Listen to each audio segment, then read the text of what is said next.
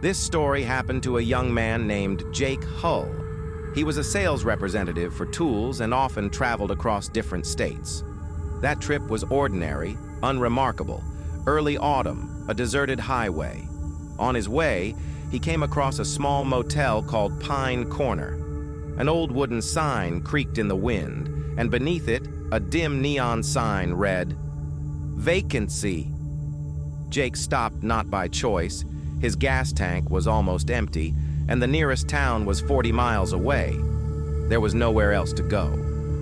He turned off the road and parked in front of the motel, where a dim light was burning. Inside, behind the counter, sat a woman in her 60s with gray hair pulled back in a bun. Her name tag read Grace. "A room for one night," Jake said.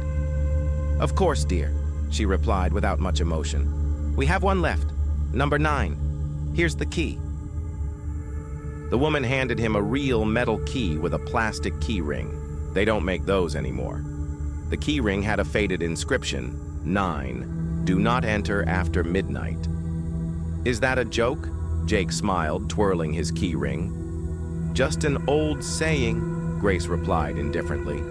"Don't pay any attention to it." The room was small, with wood paneling on the walls and an old TV. On the nightstand was a clock with rotating red numbers. The faucet in the bathroom made noise even when it was turned off. However, Jake was too tired to figure it out. He ate, checked his email, and went to bed around 11. He woke up suddenly from the silence. No sound of cars or wind. The clock read 1:11 a.m. The lights were off. Only the glow from the digital clock remained. Jake got up, opened the curtains. Outside the window was pitch black, as if the motel had suddenly found itself in a different place. No cars, no streetlights. He went out into the hallway. The lights weren't working either. A thin strip of light shone along the wall, as if someone had left a door slightly ajar. It was room 7. Curiosity got the better of him. Jake walked over to the door and slowly pushed it open. There was no one inside. Only old furniture, all covered in dust. And a strange thing. In the center of the room stood a rocking chair. It was moving, as if someone had just gotten up from it. He turned to leave, but the door slammed shut behind him. Jake pulled the handle. It was locked. The room suddenly filled with creaking. The chair was rocking again, swaying more violently, and he heard a whisper. "You shouldn't have opened the door." Jake ran, threw himself against the door, and it gave way. The hallway was lit by a different light now, dim, greenish. All the doors were open. Voices, fragments of conversations, moans came from each one. He passed the room with the mirror, where his reflection was not visible. Past the room where something red was painted on the wall, a calendar with crossed-out days and the inscription, "Day 83. He's getting closer."